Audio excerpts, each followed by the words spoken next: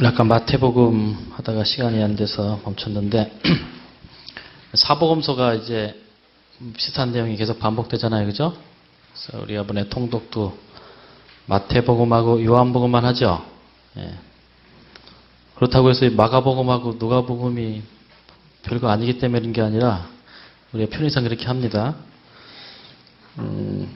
그래서 제가 마태복음만 하면 누가가 되게 서운할 것 같아요. 누가복음을 좀 보겠습니다. 누가복음 4장을 보세요.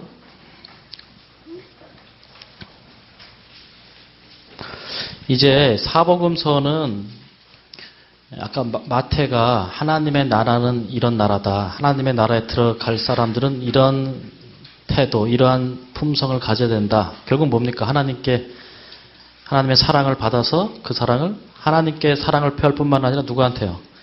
이웃에게 사랑을 나누는 삶 살게 하죠. 그런데 그 당시에 메시아를 기다리는 많은 사람들, 어떻게 보면 그 당시에 사람들 중에서 성경 가장 많이 본 사람 누굴까요? 성경 최고 많이 연구한 사람. 제사장들? 서기관들? 침례요한? 우리가 침례요한을 예를 들면은 완전 식음을 전폐하고 산에 들어가서 말씀 보고 그저 이렇게 했는데도 그 보라 서장지를 지고 하나님의 어린 양이로다 그를 본인이 못 깨달으니까 하나님께서 어떻게 해요? 입을 열으셔갖고 선포하게 하시잖아요. 결국에 이제 스스로 깨닫죠. 그 침례요한이 그래놓고 나중에 이제 헤로데에게 붙잡혀서 감옥에 갔을 때도 뭘 기대하고 있었습니까? 아, 저 예수님이 진짜 메시아라면 나 어떡할 텐데? 살려줄 텐데? 그러니까 이 사복음서의 이야기는 계속 뭘 보여주고 있냐면 정말 이 예수가 메시아가 맞는가? 그러니까 예수님 당시에 사람들이 딱 두 그룹으로 갈라졌어요. 예수님이 뭐다? 메시아가, 우리가 기다리는 메시아가 맞다. 그 다음에 한 무리는 아니다. 이 이야기를 가지고 계속 논쟁하는 이야기로 이제 진행됩니다. 근데 여기 누가복음 4장 1절에 보시면 예수께서 성령의 충만함을 입어서 요단강에서 돌아오사 광야에서 40일 동안 시험하시는 내용 나오고, 근데 3장 22절에 보면은 성령이 침례받을 때겠어요. 그러니까 지금 예수님이 침례받으실 때 누가 임하셨어요? 성령이 임하시고, 광야에 이제 시험을 받으실 때도 누가요? 성령이 충만하시고, 또 시험 마치고 돌아오신 다음에도 보니까 14절 예수께서 무엇으로? 성령의 권능으로 갈릴리에 돌아가시니 그 소문이 사방에 퍼졌고 각종 이제 이적들, 질병들을 막 고치잖아요. 우리가 아는 이적들만 해도 수없이 많잖아요. 뭐 있어요? 병자 고치시고, 죽은 사람 살리시고, 또 귀신 쫓아내고, 또 무리도 걸으시고, 각종 이적을 행하는데 보니까 제가 느끼기에 이적에도 이렇게 나름대로 등급이 있는 것 같아요. 등급. 예? 이적에 따라서 등급이. 사람들이 평가하는 방법이 있어요. 그죠? 어떻게 평가합니까? 그래서 귀신 막 쫓아내요? 그러니까 뭐라 그래요? 예수님을. 메시아다 안 하고 뭐라고 합니까? 야, 우리 중에 선지자가 낫다. 선지자라고 하죠. 그죠? 왜? 구약시대에도 귀신 쫓아내고 병 고치는 사람 많죠. 그죠? 선지자라고 그래요? 그러다가 이제 예를 들어서 갈릴리 호수를 건너가다 광풍을 만나잖아요. 그래갖고 거의 죽을 뻔하다가 예수님께서 잠에서 깨어나셔갖고 뭐라고 합니까? 바람아 잔잔하라, 바다야 잔잔하라 딱 하니까 어떻게 돼요? 잔잔해지죠. 그러니까 그때는 큰 선지자도 안 하죠. 뭐라고 해요? 저가 뉘시기에 바람과 물도 순종하는 거. 바람과 물은 누구한테만 순종하게 돼 있어요? 천연계 언약 창조주한테만 순종하는데 이 선지자한테도 뭐예요? 이 천연계가 순종하네? 그러면 선지자 이상이잖아요. 그죠? 선지자 이상이에요. 그러면 메시아? 하나님? 뭐야 이게? 하면서 등급이 달라요. 그러다가 그래서 이적 중에서 대부분 당시의 사람들이 실제로도 그랬고, 예수님이 이 땅에 오실 때 사단의 입장에서는 최대한 열심히 뛰어대겠죠. 그죠? 그죠? 단 때보다도 이때 예수님을 막아야 되잖아요. 그죠? 근데 있는 귀신을 다 보내겠죠. 그죠? 온갖 자기 부하를 다 보내서 사람들을 병들게 하고, 그래서 실제로 많은 사람들이 귀신에 들려서 뭐 소경도 있고 많은 질병이 있었어요. 그래서 예를 들어서 소경, 귀신 들린, 이게 대부분 이제 소경을 고쳤다 하면은 귀신 들린 소경을 말합니다. 다시 말하면 후천적 소경이에요. 후천적. 그죠? 귀신 들렸단 말은 후천적입니다. 소경 막 고쳐요. 근데 요한복음 몇 장입니까? 그 소경 또 고치는 거 나오죠? 아주 특별한 소경 하나 나오는데 몇 장입니까? 요한복음 10장입니까? 몇 장이 나오죠? 9장? 네, 9장. 네, 9장. 9장 1절에 보면은 이 사람은 좀 특별한 소경이에요. 무슨 소경이 보니까? 후천적 소경이 아니라 날 때 선천적 소경이 선천적. 그 소경이 있는데 예수님께서 이 사람을 고쳐주시죠. 근데 어떻게 고쳐주셨어요? 다른 소경은 뭐 기록은 자세히 없는데 다른 소경은 아마 뭐 안수기도를 했든지 귀신아 나가라 했든지 해서 고쳤는데 이 소경은 선천적 소경인 이 소경은 어떻게 해요? 침을 뱉아 진흙을 이겨서 그 눈이 어떻게 했어요? 발랐다. 그러면 흙을 묻혀갖고 얼굴에다 이렇게 뭐라고 해요? 머드팩 하듯이 막 이렇게 발라준 겁니까? 네? 어떻게 진흙을 가지고? 그래서 어쨌든 실로암 가서 씻으라 했더니 어떻게 됐어요? 나았죠. 나와서 이제 보게 되었어요. 그럼 사람들이 그 소경을 그 다음에 알아봤습니까? 못 알아봤습니까? 알아봤어요? 못 알아봤어요? 9절 혹은 그 사람이라 하며 혹은 아니라 그와 비슷하다. 왜 그랬던 거예요? 얼굴이 변했어요. 그죠? 다시 말하면 이 눈 자체가 있었다가 눈만 뜬 게 아니라 날 때부터 소경된 자예요. 눈알 자체가 없어요. 완전히 함몰된 상태예요. 그런데 진흙을 발라서 어떻게 했어요? 발라준 게 아니라 눈을 만들어서 놓으셨어요. 씻으니까 눈이 돼버렸어요. 진흙이. 사람들이 알아봐요? 못 알아봐요? 그 사람 같기도 하고 아닌 것 같기도 하고. 논쟁이 벌어졌어요. 뭐라고? 그 사람 눈알이 없었는데 눈이 생겼다고? 이 사람 날 때부터 소경인데 하면서 이제 논쟁이 막 벌어지죠. 근데 이 말들을 누가 듣습니까? 당시 이제 예수님을 배척하던 바리새인들이 듣고서 불러다가 뭐라고 그래요? 소경 불러다가. 예? 여기 16절, 9장 16절을 보면은 더군다나 이제 안식일날 이걸 하니까 뭐 이제 논쟁이 됐어요. 17절, 이에 소경되었던 자에게 묻되 그 사람이 내 눈을 뜨게 하였으니 너는 그를 어떠한 사람이라 하느냐? 대답하되 뭐라고 그랬어요? 이 소경이. 예, 지금 분위기가 되게 험악해졌어요. 이상하게 흘러가요. 괜히 메시아라고 했다가 어떻게 해요? 자기가 불이익을 받을 것 같으니까 마음속으로는 뭐라고 하겠어요? 이미 분명히 메시아인데 물어보니까 선지자라 이렇게 말해요. 예? 여기라고 말합니다. 여기라. 부모님 또 부르죠. 이 사람 진짜 태어날 때부터 눈이 없었던 게 확실하냐? 혹시 있었던 거 아니냐? 그러니까 뭐라 해요? 부모님들도. 곤란하니까? 다 큰 애한테 물어보지. 난 우리한테 왜 물어보냐? 가서 물어봐라. 그러니까 뭐라고 말합니까? 입단속해라. 지금부터 예수를 메시아라고 하면, 그리스도라고 하면, 선지자 이상이라고 하면 출교시키겠다. 그렇게 하죠. 근데 이 소문을 막을 수 있습니까? 못 막습니다. 30절에 보면 이제 그 사람들이 불러다가 또 이 소경하고 논쟁합니다. 바리새인들이. 30절 그 사람이 대답하되 가로되 이상하다. 이 사람이 내 눈을 뜨게 하였으되 당신들이 그가 어디서 왔는지 알지 못한도다. 나중에 뭐라고 말해요? 없던 눈 만들어서 뜨게 했으면 선지자는 아니고 그 이상이지. 그것도 모르나? 오히려 이렇게 말합니다.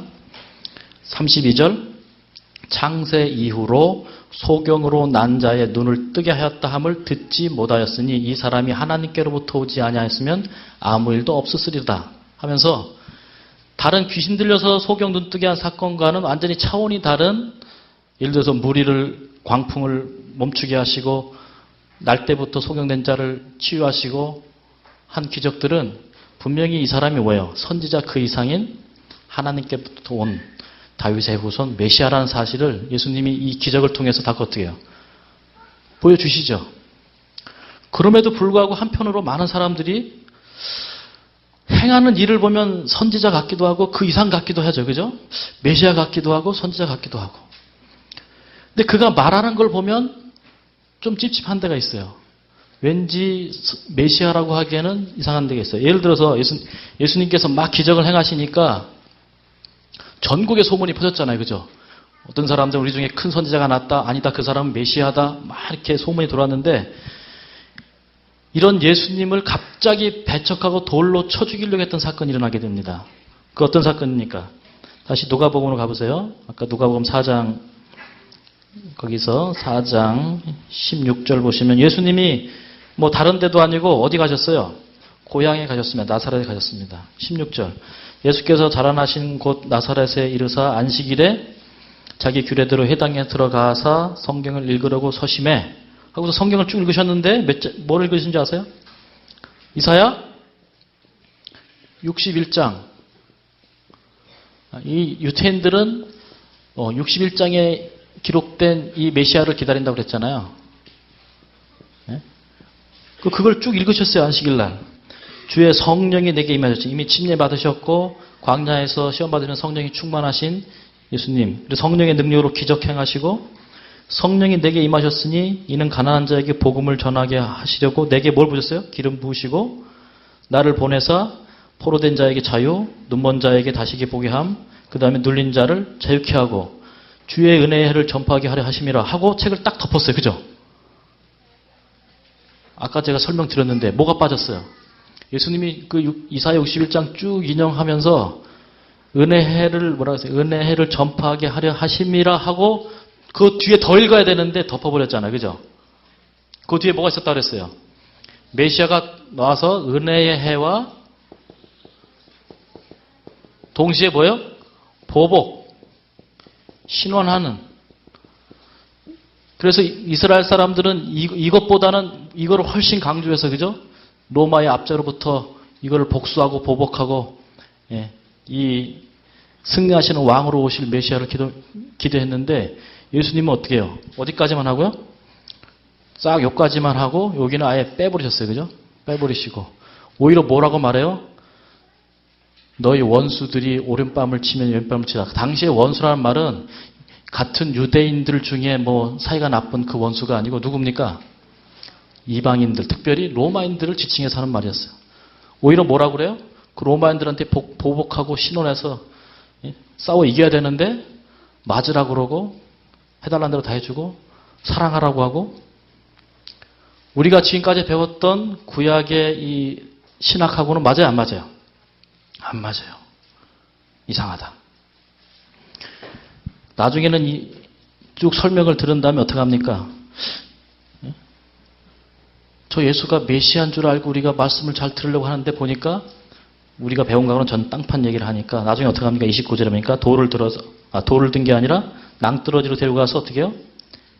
밀어 내려치고자 했다. 시대의 소망이란 돌을 던지려고 했다고 그랬거든요. 그래서 돌을 던져서 죽이려고 하죠. 그러니까 예수님을 놓고 진짜 메시아니 아니냐. 그러니까 메시아로 믿었던 사람들도 있고 요 중간쯤 껴서 메시아는 아닌 것 같고 뭐 같아요? 선지자 같다. 이제 큰 선지자가 났다 하면서 이런 사람들도 있었다는 것이죠. 그런데다가 더 기분 나쁜 건 뭐냐면 이 바리새인들과 지도자들이었습니다.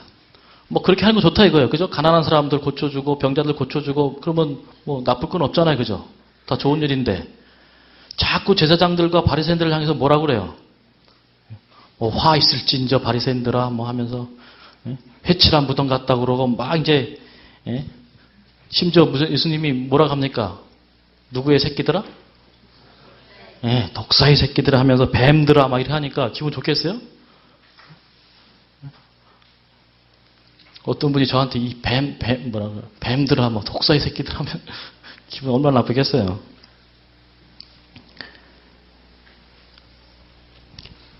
여러분 우리 교회에서는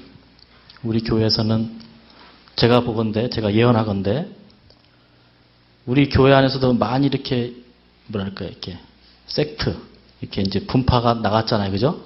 정통 교회에서 이렇게 조금씩 빗나간 이제 교파들이 있어요. 근데 제가 예언하건대 우리 교회 안에서는 방언을 하는 이단은 절대 안 나와요. 혹시 우리 교회에서 떨어나간 집단 중에서 막 방언하는 사람들 봤어요? 봤습니까? 아마 없을 거예요. 왜 그러냐? 우리는 방언을 인정 안 하죠. 그죠?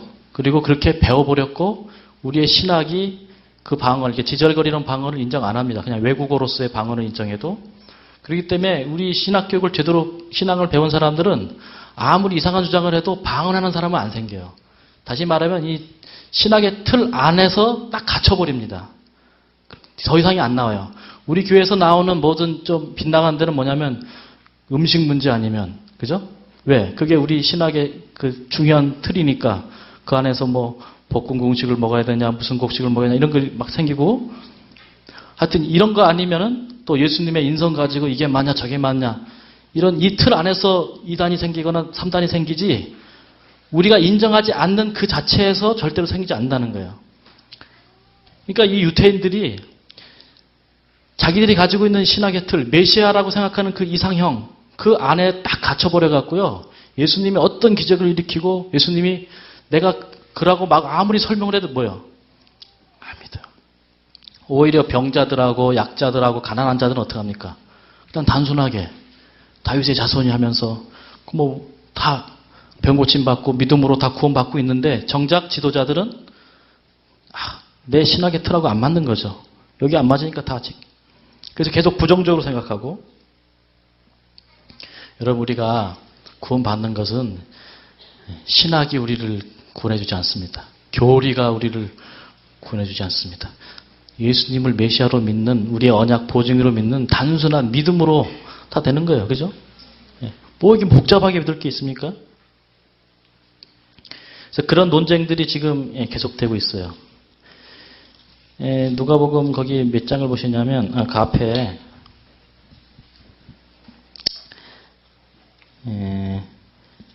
누가복음 10 몇 장입니까?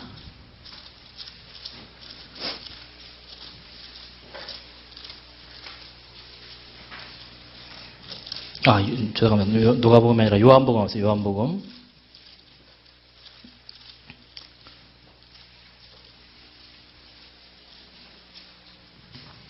요한복음 이제 여기 6장에 보시면 예수님이 뭐 기적을 엄청 많이 행하시잖아요. 오병이의 기적도 하고 뭐 병자들도 고치고 무리도 걸으시고 죽은 자도 살리시고 각종 기적들을 일으키시는데, 우리가 언약을 공부했기 때문에 아마 지금 가서 예수님 말씀을 들으면은 어느 정도 조금 이해는 될 거예요. 근데 그 당시의 사람들이 예수님이 하시는 말들을 쭉 듣고서 은혜도 많이 받았지만 또 어떤 사람 뭐라고 그랬어요?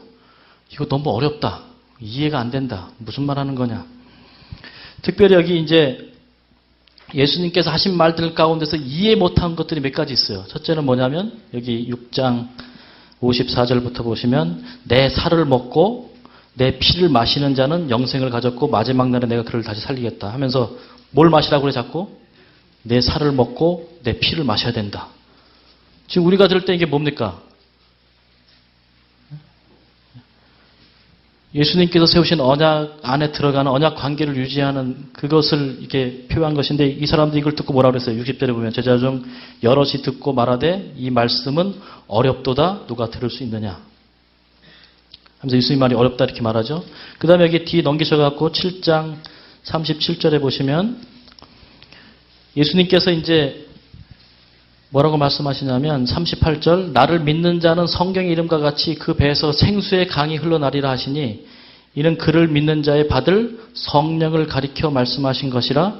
예수께서 아직 영광을 받지 못하신 거로 성령이 아직 저에게 계시지 아니하시더라. 이거 잘 구분하셔야 돼요. 제자들이 이미 70제자 12제자 예수님께서 훈련시킨 다음에 각동 고을로 가셔서 병 고치게 했어요? 못했어요? 병 고치게 했죠. 이적 행했습니까? 했죠. 그죠? 그런데 뭐라고 하냐면 여기 믿는 자에게는 성령이 생수의 강이 배에서 흘러넘칠 것이라고 하시면서 그 믿는 자가 받을 성령을 가리켜 하신 말씀이라고 그랬고, 근데 아직 예수님께서 영광을 받지 못했어요. 십자가에 아직 달려들어지 않았기 때문에 성령이 아직 저에게 있지 아니하더라 이랬죠. 새 언약의 핵심이 죄의 문제를 해결해 주는 거라고 그랬잖아요. 그죠? 그리고 그 죄의 문제를 해결하는 것은 우리 스스로의 힘이 아니라 반드시 누가 있어야 돼요? 그 아까 에스겔 36장입니까? 거기 보면 내가 뭘 주어서요? 내 신, 내 성령을 주어서 하신다고 했습니다. 그래서 이미 제자들이 성령의 능력을 받아서 기적을 행하곤 했지만 그들의 품성을 변화시킬 정말 이 약속된 새 언약의 성령을 아직 받지 못했다 하고 여기 지금 말씀하고 있어요. 근데 보세요. 당시 예수님한테 직접 성경을 공부하고 그 이스라엘 땅에 살았던 이 제자들도 예수님의 말씀을 제대로 이해했다는 거 못했다는 거예요. 제대로 이해하지 못했죠. 더군다나 이제 우리가 이제 살펴보게 될 이 십자가에 대해서, 그래서 예수님께서 십자가에 달리시러 갈 때까지 제자들 중에서 예수님이 정말 메시아라고 성서적으로 메시아로 믿는 사람은 하나도 없었어요. 그죠? 그들이 바랐던 메시아는 맨 처음에 이 누굽니까? 침례 요한이 은혜의 해와 역시 뭐요? 이 두 가지를 행할, 특별히 이것을 강하게 행할 그 메시아로 다 기대했습니다. 근데 예수님은 계속 아니라고 그러죠. 내가 들려야 된다. 내가 나무에 달려야 된다. 내가 죽었다가 3일 만에 살아나야 된다. 여러분 그 말 예수님한테 제자들이 듣고서 진짜 죽으실까 이렇게 생각하는 사람이 있었을까요? 저건 또 무슨 의미로 하시는 것이지? 저건 무슨 직유법인가 제유법인가 은유법인가 도치법인가 과장법인가 무슨 어떤 표현법인가 예수님의 나름대로 알레고리인가 하면서 진짜 죽으신다는 건 아닐 거고 뭐 나무에 달린다는 게 뭐 그런 뜻은 아닐 거고 하면서 뭐요? 그냥 스쳐 지나가는 거예요. 스쳐 지나가는. 여러분 십자가가 이 새 언약의 핵심인데 사단이 이 십자가의 의미를 완전히 퇴색시켜 놓음으로써 우리가 그 메시아가 어떤 분이신지 언약의 보증인이 어떤 분이신지를 제대로 바라보지 못하게 하고 있습니다. 우리 교재 62쪽부터 보시면 십자가와 부활과 승천의 의미가 있어요. 이 십자가의 의미를 좀 함께 살펴볼 텐데요. 십자가는 언약의 핵심입니다. 핵심. 근데 만약에 예수님이, 제가 질문 드릴게요. 예수님이 이 땅에 죽으러 오셨잖아요. 그죠? 근데 십자가에 안 죽으시고 돌에 맞아 죽으셨다면 우리의 구주가 될 수 있을까요? 보정수기에서 어차피 죄인 대신 죽으시면 하면 되잖아요. 꼭 십자가, 꼭 나무 위에 달려서 돌아가시냐 하냐 이거죠. 예를 들어서 칼에 돌아가실 수도 있고 돌에 맞아 돌아갈 수도 있고 어쨌든 죄인을 위해서 대신 죽으시면 되는 거 아닌가 하는 질문을 할 수 있겠어요? 어떻게 생각하세요? 예언이 안 맞으니까? 예언이?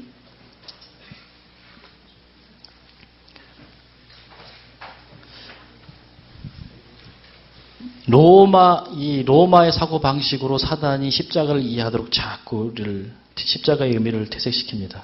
그래서 십자가에 달리는 고통은 고문 중에서 최고 고통스러운 고문이고 뭐 보름 동안 뭐 먹지도 못하고 달려서 온갖 정신적인 육체적인 고통을 당하고 해서 어떤 최고의 잔인한 사형 도구, 그죠? 그래서 엄청난 육체적인 고통을 당한 그렇게 십자가를 자꾸 바라보게 하죠. 절대로 십자가는 로마인의 관점에서 사형 도구의 관점에서 바라보면 완전히 십자가를 잘못 보는 것입니다. 십자가는 유대인의 관점, 구약 성경의 관점에서 십자가를 바라봐야 됩니다. 보세요. 바리새인들과 제사장들이 보니까 이 예수가 메시아예요, 아니에요? 메시아 아니죠. 그죠? 그들이 볼 때는 그냥 사람이에요, 그죠? 사람 내지는 조금 탁월한 선지자예요. 근데 자꾸 자기한테 욕하고 자칭 뭐라 그래요? 막 메시아라고 하고 안식일도 막 범하는 것 같고 기분이 안 좋으면 어떻게 하면 가장 좋습니까? 지도 모르게, 지도새도 모르게 어떻게 하면 돼요? 암살시키면 끝이에요. 자기네 생각할 때 메시아가 아니고 사람이면, 선지자면 그냥 죽이면 됩니다. 아무도 모르게. 그죠? 여기 한번 보세요. 예수님을 십자가에 못 박게 해달라는 것은 로마에서 그렇게 정한 것이 아니라 로마의 요청이 아니라 유대인들의 요청이었습니다. 근데 예수님을 십자가에 못 박은 명목은 뭐였어요? 왜 십자가에 못 박아달라고 계속 주장했습니까? 저가 무슨 죄를 범했다? 참남죄. 자칭 뭘 한다는 거예요? 자칭 그리스도다. 자칭 하나님의 아들이다. 나와 아버지는 하나다. 하나님이랑 동급으로 논다는 거죠. 메시아라고 한다는 거죠. 그러니까 이것은 무슨 죄예요? 참남죄입니다. 참남죄, 신성모독죄는 무슨 사형으로 다루게 돼 있습니까? 여기 레위기 24장 16절에 보니까 여호와의 이름을 회방하면 그는 반드시 죽일지니 온 회중이 돌로 그를 어떻게 해요? 돌로 칠 것이다. 그럼 예수님이 참남죄를 범했으면 어떤 처형 방법으로 죽이면 되는 거예요? 돌로 쳐주면 됩니다. 자기네들이 결의해갖고 돌로 쳐 죽이십시다 하면 뭐 그 다음 날이라도 당장 예수님을 처형할 수 있었다는 것이죠.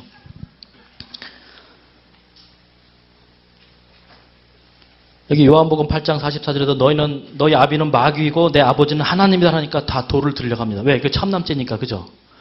근데 돌을 들려서 죽이려고 했는데 아직 때가 되지 아니함으로 그렇게 못했다고 자꾸 이 성경이 얘기하고 있어요. 다시 말하면 하나님이 막으셔요. 예수님이 돌에 맞으면 안 돼. 참남죄 발언할 때마다 돌 들어서 치려고 하는데 막으셔요. 그죠? 아까도 이 얘기하다가 요거 빼놓으니까 나세 사람들이 밀어갖고 죽이려고 하는데 하나님 어떻게 해요? 막으셔요. 아직 뭐가 안 이뤘다고 그래요? 때가 안 이뤘다고 그래요. 여러분 스데반 같은 사람도 돌에 맞아 죽었죠. 그가 구약부터 쭉 성경을 설명할 때는 사람들이 가만히 듣고 있다가 예수님이 부활하셔갖고 하나님 보좌 우편에 앉았다 하니까 돌 들어갖고 스데반을 쳐 죽였습니다. 왜? 예수님도 한 선지자라고 말했으면 맞아 죽지 않는데 뭐라고 말했어요? 예수님이 부활해갖고 하늘에 가 있다 하니까 신성모독으로 스데반을 돌에 쳐 죽이게 됩니다. 여러분 생각해 보세요. 왜 하필 이 유대인들이 예수님을 이렇게 미워하고 죽이고 싶어 하는데 더군다나 유다 나라 최고의 명절이 무슨 날입니까? 6월절이고 그 다음에 안식일이 바로 이제 코앞에 닥쳐왔는데 더군다나 예수님이 돌아가신 그때는 안식일과 6월절이 어떻게 했어요? 겹치는 그야말로 큰 명절이었습니다. 그럼에도 불구하고 뭐예요? 안식일 앞두고 명절 앞두고 굳이 예수님을 십자가에 처형해달라고 요구했는가? 그러니까 빌라도가 딱 들어보니까 이거는 십자가에 죽일 죄가 아니에요. 그죠? 로마의 법으로는 십자가에 누구를 죽여야 됩니까? 강도들이나 살인이나 아주 극악무도한 이 범죄자들한테 해야 되는데 이 예수는 보니까 뭐 병 고쳐주죠. 뭐 예? 좋은 일 많이 하고 자기네들 교리상종 안 맞는 것 같고 우리가 로마 법으로 못한다 하면서 뭐라고 그래요? 우리는 못한다. 니네 법으로 니네가 알아서 처형하라. 그랬더니 유대인들이 말합니다. 우리에게는 사람을 죽이는 권한이 없다. 그러니 십자가에 못 박혀달라. 십자가에 못 박혀달라. 계속 십자가를 요구합니다.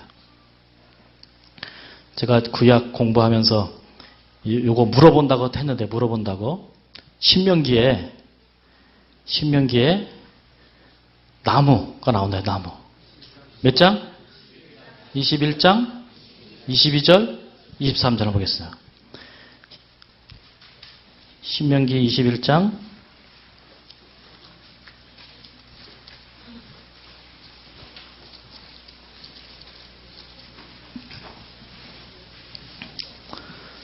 22절 23절 사람이 만일 죽을 죄를 범함으로 내가 그를 죽여 나무 위에 달거든 그 시체를 나무 위에 밤새도록 두지 말고 당일에 장사하여 내 하나님 여호와께서 내게 기업으로 주시는 땅을 더럽히지 말라. 나무에 달린 자는 하나님께 뭘 받았다고 그래요?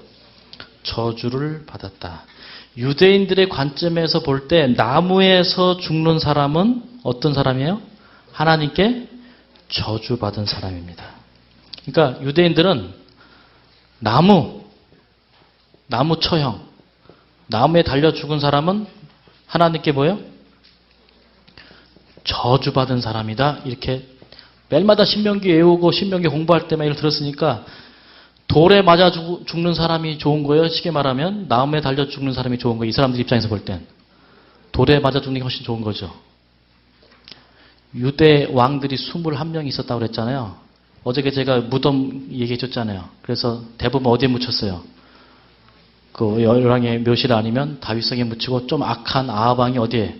성 밖에서 죽고 또 바벨론의 포로 잡혀갔지만 그렇게 악한 왕들도 아무도 나무에 달려 죽은 사람은 없어요. 그죠? 배신당해서 칼에 죽기도 하고 하지만 근데 성경 읽다 보면 나무에 달려 죽는 케이스가 몇 명 있어요. 기억나십니까? 여호수아 읽다 보면 아이성이 아니라 그 예루살렘 5 기브온 족속 말고 나머지 족속 왕들 전쟁할 때 목을 밟은 다음에 그들을 나무에 달로 놓죠. 달아놓고 해가 지기 전에 어떻게 한다고 그래요? 내리죠. 그거 뭐 때문에 그렇게 하는 거예요? 지금 신명기 21장 때문에 다시 말하면 이 사람들은 하나님께 저주받은 자라고 선언을 해버린 거예요. 그죠? 그러면 돌로 맞아 죽는 거하고 나무에 달려 죽는 거하고 다 똑같이 죽는 건데 그게 무슨 상관이 있느냐? 이렇게 할 수 있겠지만은 어떤 차이가 있는가? 보세요. 신명기 21장 22절 23절에 의하면 어떤 사람을 나무에 매달 때 창조 질서가 전부 뒤바뀌기 때문에 그 사람은 반드시 해가 지기 전에 나무에서 내려야 했다는 거예요. 그렇게 하지 않으면 그 시체가 그 땅을 어떻게 한다고 그랬어요? 더럽힌다. 왜냐하면 나무는 하나님께서 축복의 상징으로 만드셨을까요? 저주의 상징으로 만드셨을까요? 나무를. 축복의 상징으로 만드셨다는 거예요. 복의 상징으로 만드셨는데 그래서 나무는 햇빛이 나오면 그 밑에 그늘을 제공해서 열기를 차단하고 또 겨울에는 또 땔감을 떼서 불을 지피고 또 열매를 제공하는 사람을 행복을 위해서 복을 위해서 만들었는데 이 나무가 창조 질서 원래 창조의 의도와는 반대로 뭐 하는 도구로 쓰였어요? 사람을 죽이는 도구로 쓰였을 때 그 복은 제한받을 수 없고 그 땅 자체는 더럽힘을 받게 되고 그래서 나무에 달려 돌아간 사람은 죽은 사람은 어떤 사람이다? 하나님께 저주를 받은 사람이다. 이렇게 인식이 됐습니다. 그래서 여러분 니고데모가 처음에 예수님을 만났을 때 니고데모가 예수님이 뭐라고 합니까? 인자가 마치 모세가 광야에서 뭘 들었어요? 나무를 만들어 놓고 장대 위에다가 뱀을 든 것처럼 인자도 들려야 한다. 메시아는 나무에 달려 죽어야 된다 하니까 메시아가 건강한 모습으로 와서 나라를 이렇게 통치해도 뭐하는데 돌에 맞아 죽어도 시원찮은데 뭐 어디까지? 나무에 달려 죽는다? 상식적으로 도무지 이해가 되지 않는 것이죠. 그들의 신학으로는 이해가 되지 않는 것입니다. 그럼 무슨 차이가 있느냐? 돌에 맞아 죽는 것은요. 돌에 맞아 죽을 때 회개를 하면 구원받을 수 있다고 생각했어요. 회개하면 부활한다는 신앙이 있었습니다. 돌에 맞아 죽는 순간에도 회개하면 그러나 나무에 달려 죽는 사람은 회개하도 구원 못 받는다라는 게 유대인들의 사상입니다. 그래서 정말 극악무도한 사람은 뭐 선지자가 결정했든 누가 결정했든 나무에 달아 죽이면 이 사람은 구원이 있어요 없어요? 거기서 뭐 회개하고 별짓을 다 해도 없다고 단정해버렸어요. 누구의 저주를 받았어요? 하나님께 버림받고 저주받은 사람이라고 생각을 했습니다. 여러분 이러한 사실을 나무에 달린 자는 절대로 메시아가 될 수 있을까요 없을까요? 따라서 없죠. 왜요? 나무에 달려서 죽는 순간 뭐예요? 끝이거든요. 그 순간 모든 게 끝나버려요. 하나님께 저주받는 사람이 돼버려요.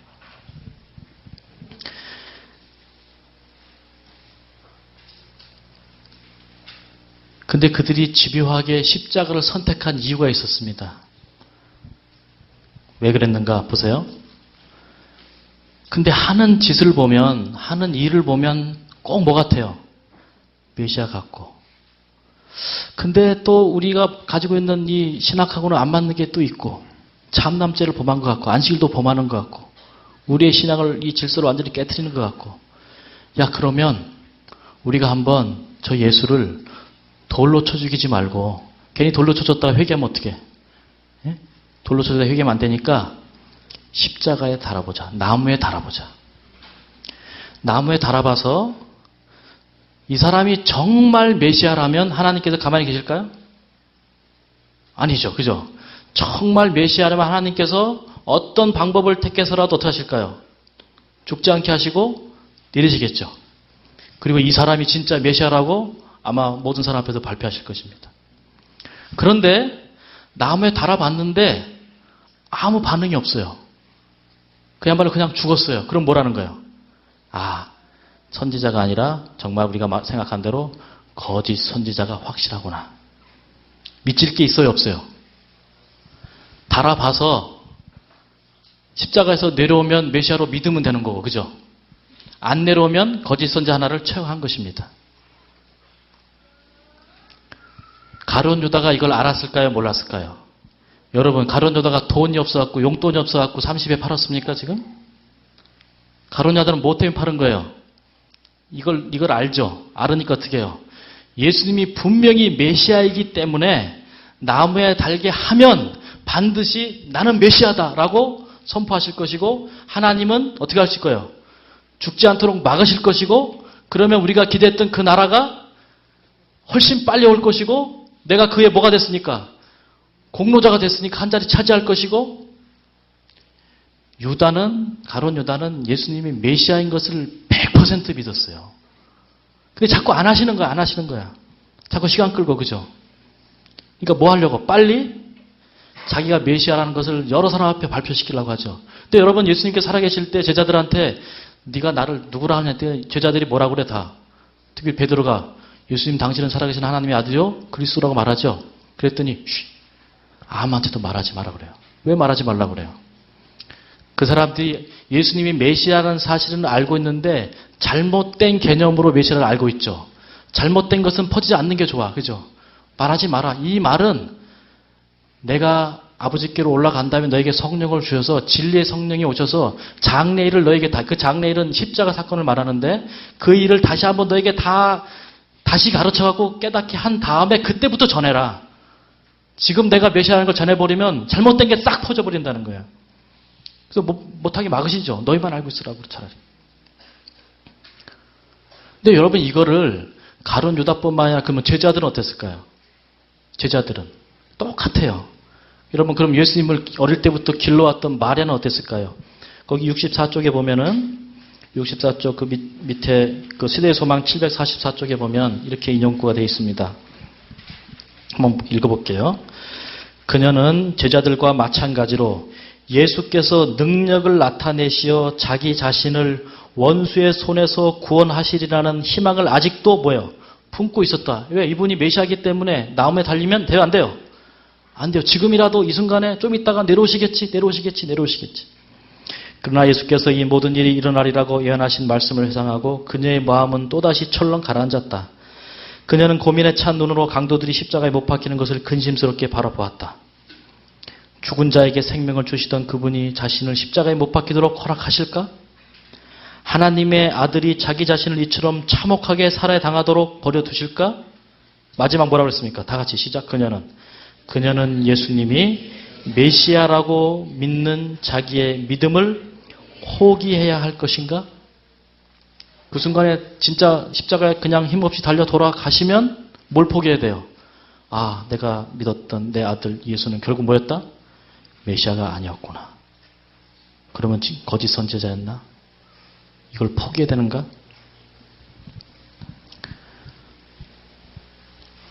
여러분 그러니까 제자들의 그 상황을 우리가 이런 이해를 못하면 야 제자들 그렇게 예수님 따라다니고 기적도 보고 다 하더니 뭐라 그래? 예수님 돌아가시니까 다 도망치고 말이야 용기도 없고 믿음 없고 이게 생각하기 싫은데 그런 차원이 아니에요.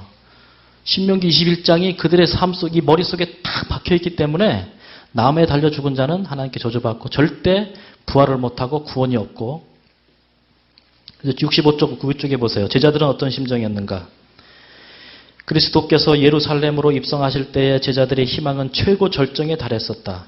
그분과 연합한 것이 몹시 큰 영예라고 느끼면서 제자들은 주님의 곁으로 바싹 다가갔다. 그러나 이제 그분이 굴욕을 당하시게 되자 그들은 멀찌감치서 그분을 따라갔다. 그들은 슬픔과 시리에 젖어 고개를 푹 숙이고 있었다.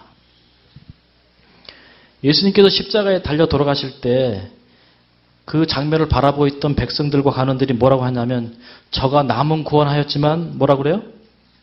자기는 구원하지 못했다 하면서 내가 만약에 그리스도여거든 메시아여거든 십자가에서 뭐라고 그래요? 내려오라. 그 말이 맞는 말이 틀린 말이에요. 메시아라면 십자가에 달릴 리가 없는데 메시아면 나무에서 내려오라. 그래서 뭐라고 하냐? 어떤 사람들은 내가 만약에 나무에서 내려오면 뭐 하겠다고 그래요? 믿겠다고 그러죠. 만약 그때 예수님이 진짜로 자기가 메시아인 것을 증거하기 위해서 나무에서 내려오시면 다 믿었을 것입니다. 그죠? 근데 창세전 언약을 하늘에서 맺으실 때 뭘 약속하신지 아세요? 반드시 언약의 보증이 되셔서 하나님의 생명을 내어놓는 것으로 언약을 맺으셨지 예수님의 방법대로 자기 임의대로 사람을 구원하는 방법을 하지 않기로 언약을 맺으셨어요. 만약에 정말 거기서 자기가 메시아라는 걸 증명하고 다 구원할 수도 있었다는 것이죠. 사단이 말한 대로 내가 돌을 떡덩이로 만들어서 그런 이적을 통해서 세상을 구원할 수 있다는 거죠. 그러나 아버지랑 언약을 맺을 때 그렇게 안 하기로 했어요. 오직 보증이 되셔서 인간의 모든 저주를 표상적으로 뿐만 아니라 실제로 받으셔서 돌아가시기로 언약을 맺으신 것이죠. 보세요. 그래서 뭐라고 하냐면 대제사장들과 서기관들도 이스라엘 왕 그리스도가 지금 십자가에서 내려와서 우리로 보고 믿게 할지어다. 강도 중에 하나도 뭐라고 말해요? 내가 그리스도가 아니냐? 너와 우리를 구원하라. 여러분 그때 예수님이 드린 기도가 있어요. 뭐라고 기도했습니까? 누가복음 23장 30절에 아버지 저희의 죄를 사하여 주옵소서. 자기의 하는 것을 알지 못함이니라. 그들이 알았다면 그렇게 못했을 것입니다. 모르니까 그렇게 한 거겠죠. 그렇게 해서 십자가에 못 박으면서 제사장들과 관원들이 백성들이 예수님을 죽이려 했던 사람들이 그럼 그렇지 역시 거짓 선지자였구나. 우리 이 유대교를 흔드는 저 이단을 우리가 처형한다 하면서 여러분 그때 그 처형되는 그 순간에 이 시대의 소망 745쪽에 보면 그 두꺼운 글씨 돼 있죠. 그 기도를 들으신 다음에 그러나 하나님의 목적은 조금도 어김없이 성취되었다. 예수께서는 아버지 앞에서 사람들의 대언자가 되실 권리를 얻고 계셨다. 그걸 제가 원문을 보고 다시 번역을 했는데 그 밑에 보시면 그럼에도 불구하고 여전히 하나님의 목적은 성취되어 가고 있었다. 예수께서는 아버지 앞에서 사람들의 중보자가 되실 권리를 얻고 계셨다.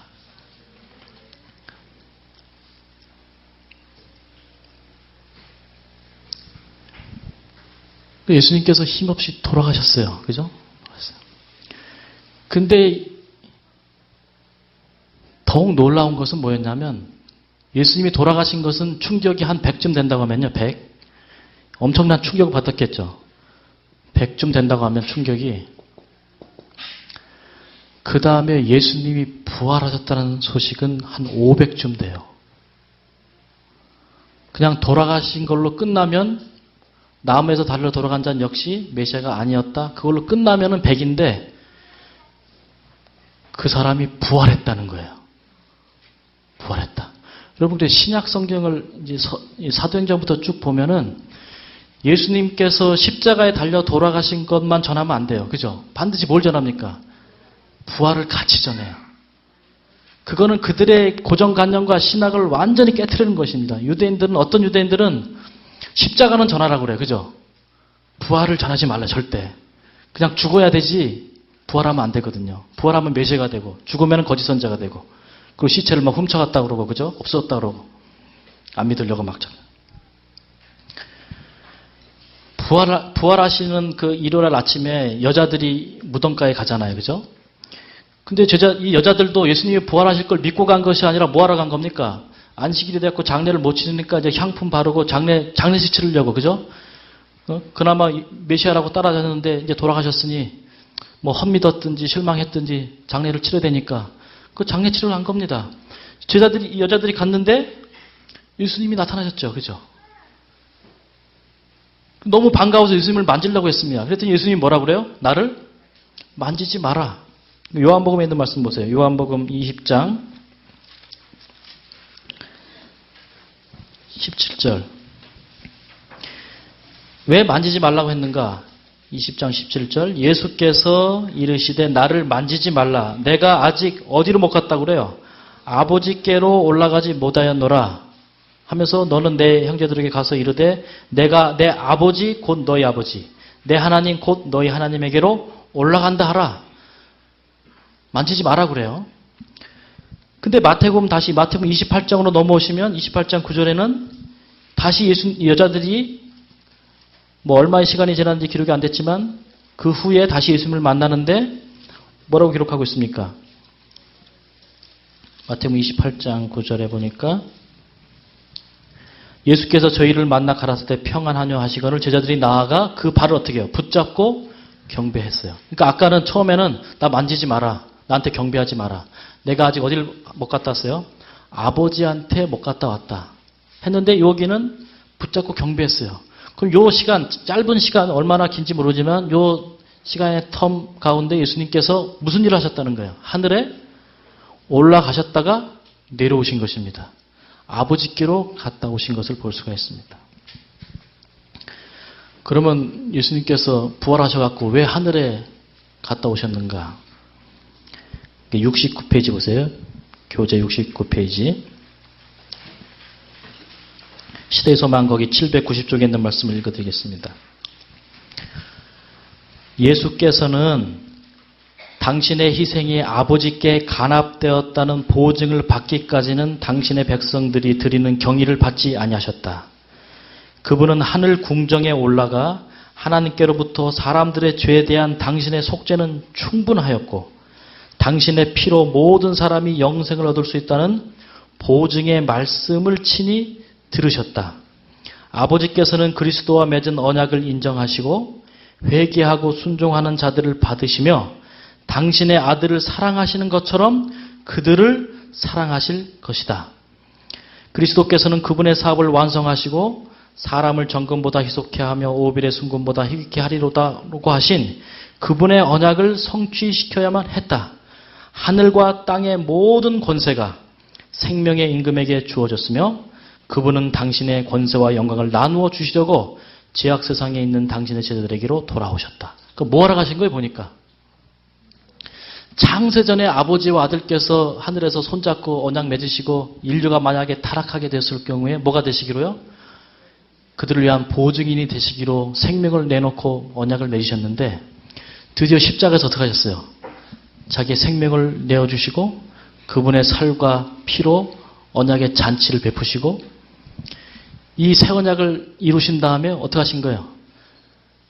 그 언약을 맺은 아버지한테 가서 이 언약이 그래서 이 모든 인간의 죄값이 다 어떻게 해요? 내가 받은 저주로 다 속죄가 되었는지 보증이 되었는지를 뭐 하러 가신 거예요? 확인하러 가셨다는 것이죠. 그러니까 아버지께서 보증을 하십니다. 그러니까 다시 내려오시는 장면입니다. 제가 한번 생각해 봤어요. 예수님은 결코 십자가의 그 고문과 잔인한 사형 도구 때문에 육체적 고통으로 들어간 거 아니죠. 그죠? 그러면서 이런 생각을 해봤어요. 아, 예수님은 십자가에 돌아가셔도 3일 후에 부활하실 거 아셨잖아. 돌아가셔도 다시 부활하실 텐데 그게 뭐가 무서웠을까? 살아나는 게 확실한데? 그런 생각을 해봤어요. 근데 예수님이 십자가에 달려 돌아가시기 전에 언제 벌써 돌아가시기 시작했어요.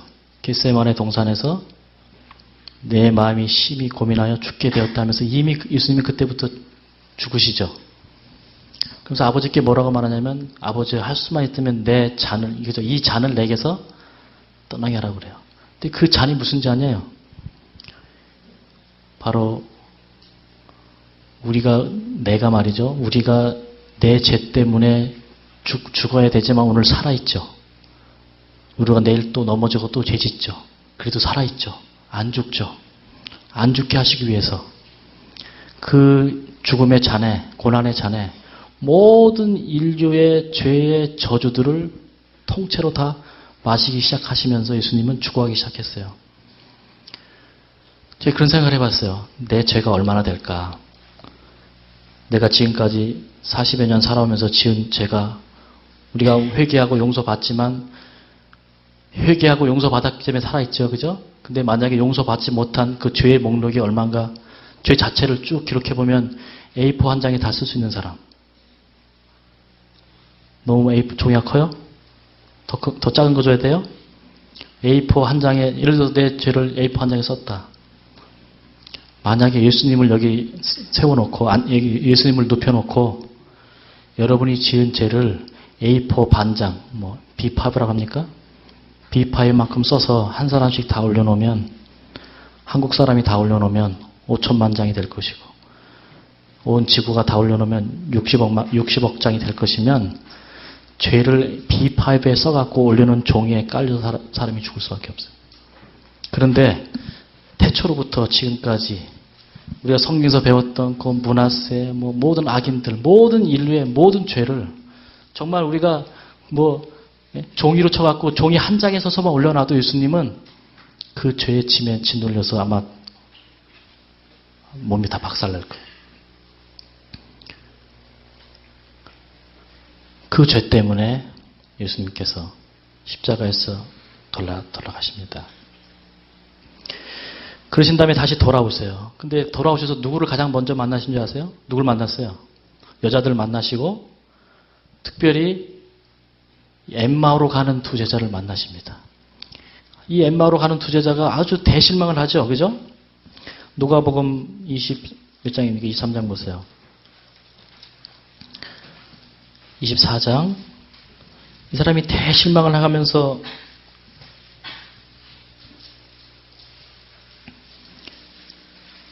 이 글로바라는 사람하고 한 사람하고 갑니다. 그러니까 예수님이 그들을 보고 왜 이렇게 얼굴이 슬픕니까?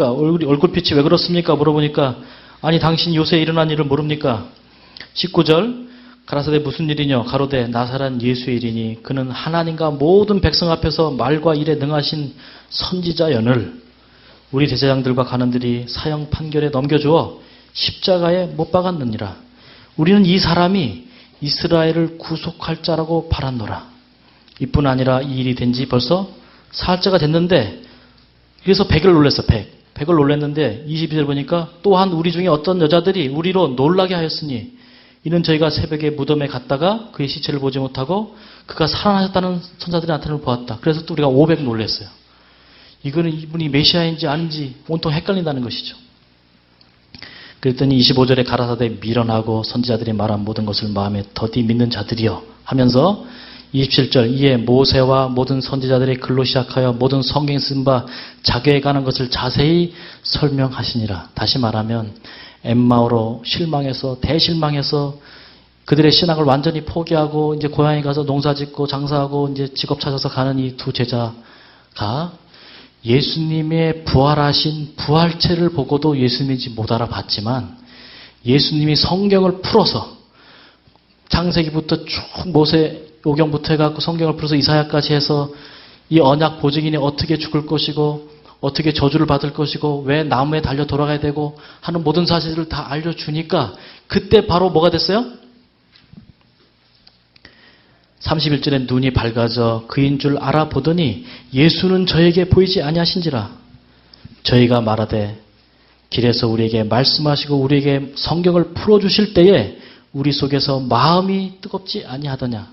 제가 여기 누가복음 24장 30절을 써놨는데 우리의 신앙은 예수님이 우리 앞에 살아계신 모습으로 나타나도 못 믿을 때가 많아요. 우리의 신앙은 절대적으로 하나님의 말씀에 기초해서 하나님을 통해 이 말씀을 통해서 하나님을 만나셔야 돼요. 오늘날 개신교가 땅에 떨어진 이유가 뭐냐면 말씀을 통해서 하나님을 만나는 게 아니라 산기도하러 가서 만난다고 그래요. 그죠? 부흥회 가서 만나고 거기서 무슨 집회 갖고 막 성령 받았다고 하고 그런 신앙은 그래서 저도 한때는 그렇게 생각했었어요. 예수님은 내가 나를 전심으로 찾고 찾으면 만나니라 그래갖고 신학교 4학년 때 하나님을 만나겠다고 산에 올라가서 어떻게 내가 이 산에서 하나님 만날 때까지 안 내려갈 거야. 나무 붙잡고 막 기도하고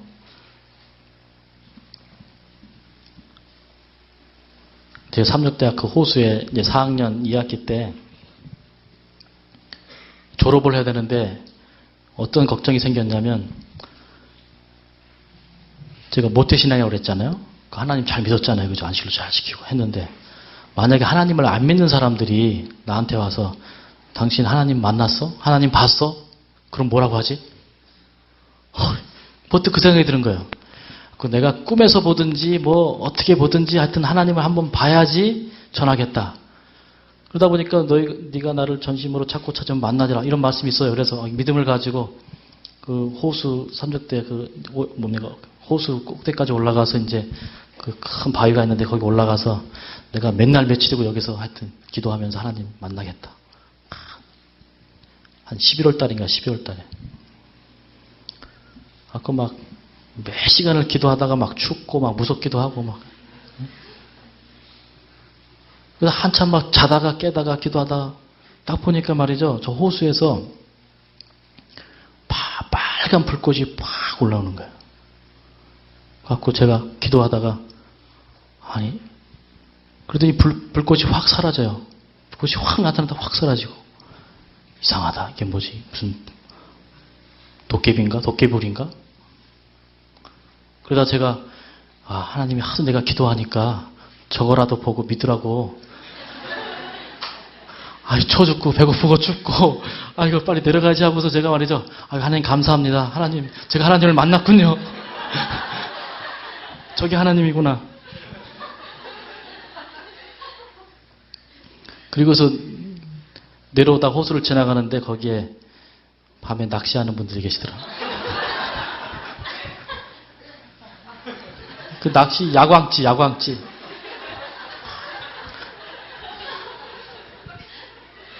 여러분, 하나님은 그런 방식으로 자꾸 만나려면 큰일 나요. 제자들이 글로바와 나머지 제자가 예수님 안 따라다녔겠습니까? 그죠? 예수님 얼굴 딱 보면 알 텐데. 부활체가 직접 나타나서 말씀을 들어도 못 알아봐요. 그죠? 근데 성경을 쭉 풀어주시니까 성경을 통해서 그때 눈이 확 열리면서 예수님을 만나고 그들의 마음이 어떻게요? 뜨거워지죠. 아마 이번 집회를 통해서 우리가 하나님의 말씀을 통해서 사실은 이 사경이라고 했지만 사경은 그야말로 성경을 공부하는 사경인데 성경 연구를 한 게 아니라 우리는 하나님이 어떤 분이신지 하나님을 공부했어요. 제가 계속해서 성경을 가르친 게 아니라 하나님이 어떤 분이신지를 계속 강조했거든요. 왜요? 하나님을 좀 만나시고 성경을 통해서 하나님을 체험하시고 그거 아니면요. 특별히 모태교인들인 우리 재림 청년들은 방법이 없어요. 어디 가서 차라리 막 방언한 데 가서 방언도 하는 것도 아니고 말씀을 통해서 하나님을 만나시기 바랍니다. 말씀을 통해. 그래서 그들이 다시 깨닫게 됩니다. 70쪽에 보세요. 70쪽에 보면은 그 시대소망 799쪽에 예언을 들어 설명하시면서 그리스도께서는 당신의 일성을 취하시고 하면서 쭉 설명하신 다음에 중간에 그분은 저희가 지금까지 이해 못하는 그 무서운 투쟁이 이 세상의 기초가 놓이기 전에 세워진 언약의 성취라는 사실을 그들에게 보여주셨다. 모든 범법자들이 저희가 범죄를 계속하면 죽을 수밖에 없는 것처럼 그리스도께서도 죽으셔야만 하였다. 이 모든 것이 이루어져야 하되 패배로 끝나지 않고 영광스럽고 영원한 승리로 끝날 것이다. 그래서 패배가 아니라 나무에서 죽는 이 언약의 저주를 받는 것은 영원전부터 승리를 위한 계획이었고 드디어 승리를 얻었고 예수님의 표현대로 하면 십자가가 세워지고 예수님께서 부활하시는 그 순간에 세상 임금 사단은 하늘에서부터 겠어요. 쫓겨나 버리고 십자가에서 민수기 그 불뱀 사건이 나옵니까? 민수기 20장입니까? 21장에 보면 이스라엘 백성들이 불뱀에 물려갖고 막 죽을 때 모세가 뭘 만듭니까? 장대를 만들죠. 나무를 만들고 거기다가 뭘 만들어 붙여요. 불뱀을 붙여놓고 누구든지 그거를 바라보며 산다고 말하죠. 그래서 이 불뱀은 죽음의 상징, 저주의 상징, 사람을 죽이는 죄의 상징입니다. 근데 이 나무에 뭐가 달려있어요? 불뱀이, 죄가 달려있어요. 그래서 이 나무에 불뱀이 달린 것은 죄가 영원히 죽었다고 하는 상징입니다. 죄가 영원히 죽어버린 것이에요. 십자가는 우리의 죄를 영원히 예수님의 저주를 어떻게 해요? 완전히 속죄하시고 도말하신 사건이십니다. 완전히 용서해 주신 것이죠. 완전한 용서. 그래서 새 언약이 그야말로 죄의 문제를 완전히 해결해 주는 십자가에서 이 모든 것을 해결해 주는 프로그램을 예수님께서 완성하신 것입니다. 그래서 제자들을 다시 만나셔갖고 다시 성경을 가르쳐요. 40일 동안 머무시면서 사도행전 1장, 사도행전이 시작되기 전에 예수님께서는 뭘 먼저 하셔야 되겠습니까? 사도행전 1장을 보세요.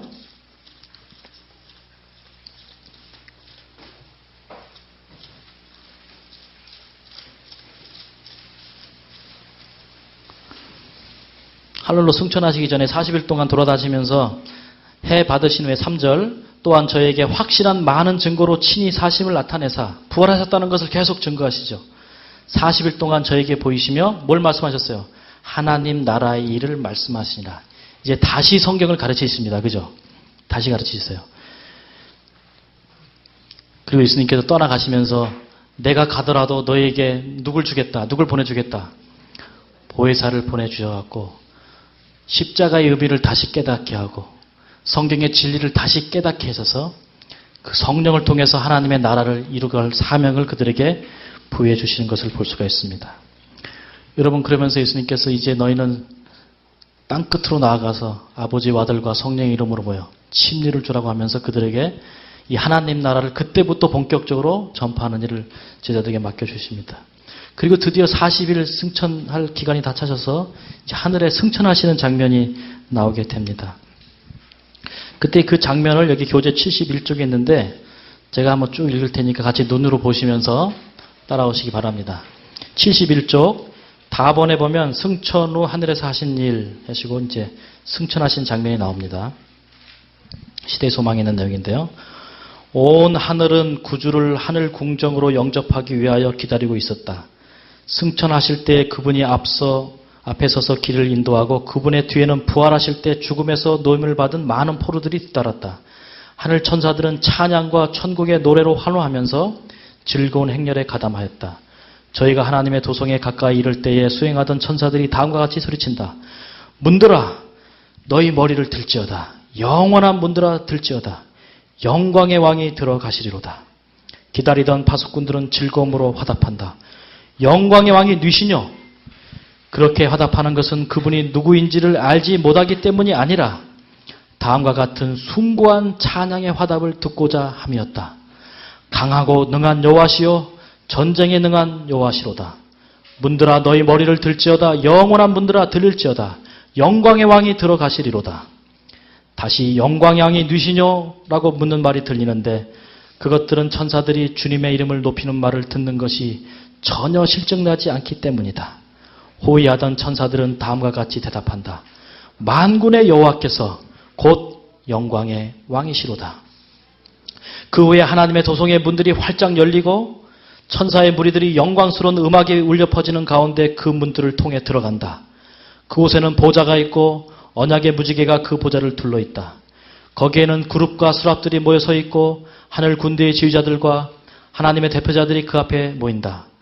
루스벨이 그 앞에서 하나님과 그의 아들을 비난했던 하늘의 의회와 사단이 거기서 자기의 나라를 세우려고 생각했던 죄 없는 세계의 대표자들이 모두 그곳에 모여 구주를 환영한다. 그들은 열렬하게 구주의 승리를 축하하며 저희 왕에게 영광을 돌리게 된다. 그러나 그분은 그것들을 거절하신다.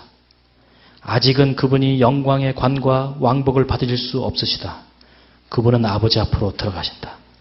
그분은 그의 상하신 머리와 찔리신 옆구리와 상처난 발을 보이시며 못자국 있는 손을 드신다.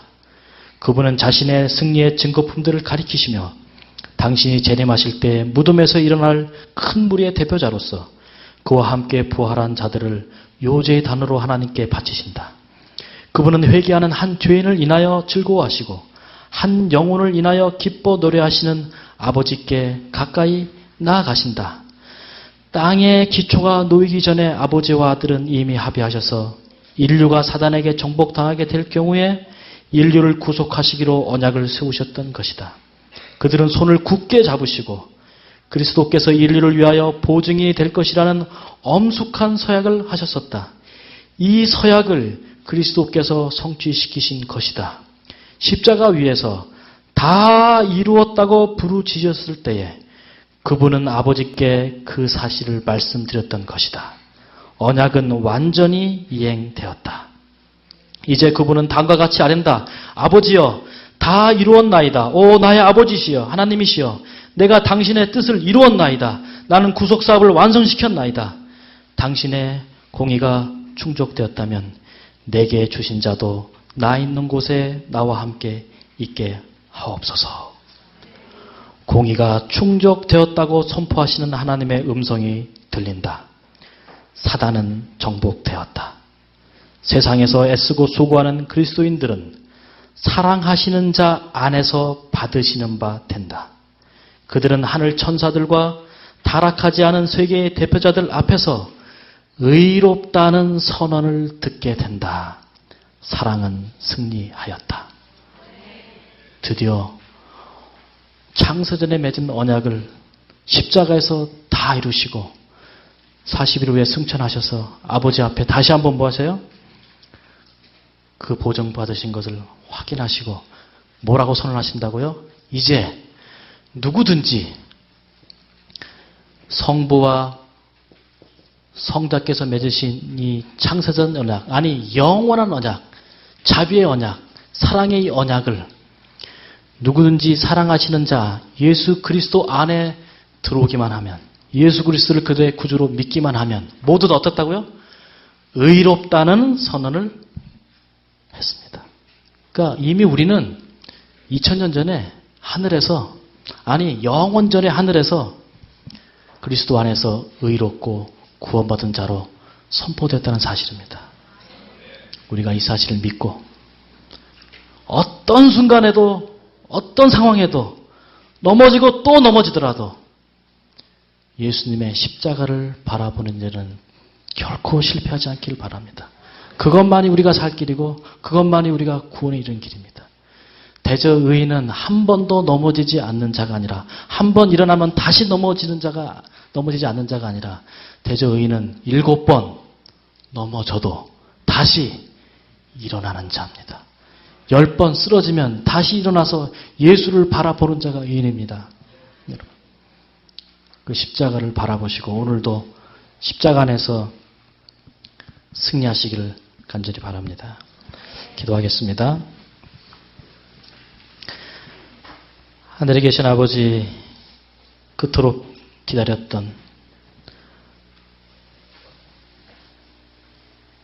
인간을 지으시고 세상을 창조하신 다음에, 죄가 이 땅에 들어온 다음에 그토록 기다리셨다가 그 언약을, 새 언약을 성취하시고 새 언약을 이루기 위하여 십자가에 달리시고 다 이루었다 하시고 우리를 하늘 성소에서 누구든지 내 안에 있는 자는 다 의롭다고 선해주신 하나님의 사랑을 인하여 감사합니다. 우리는, 우리 안에는 도무지 의로운 것이 하나도 없습니다. 우리의 생각 그 자체가 죄입니다. 우리의 본성 그 자체가 죄입니다. 그러나 우리를 그리스도의 피로 그 죄를 씻어주시고 그리스도를 우리의 개인의 구주로, 우리의 언약주로 믿고 주께서 주시는 성령을 우리 마음속에 모실 때 우리를 의롭다고 여겨주시니 감사합니다. 그 은혜를 우리가 가지고 이제는 그 사랑을 나누며 살기를 원합니다. 그 십자가를 나누며 살기를 원하오니 주님, 오늘 우리 마음속에서 십자가가 영원히 서 있을 수 있도록 주님 성령으로 그 십자가를 세워주시고 붙잡아 주시옵소서. 우리의 연약한 것들, 우리의 부족한 것들 다 주님께 드립니다. 주의 크신 사랑으로 용서하여 주시옵소서. 그러나 예수님, 하나님의 어떤 큰 사랑도 회개하지 않는 죄를 덮어주실 수 없다고 했습니다. 오늘 우리가 우리 마음속에 있는 작은 죄악이라도 주님 앞에 내어놓고 회개하여 용서받은 죄인들, 용서받은 의인들이 다 될 수 있도록 축복하여 주시옵소서. 이 모든 말씀 예수님의 이름으로 기도합니다.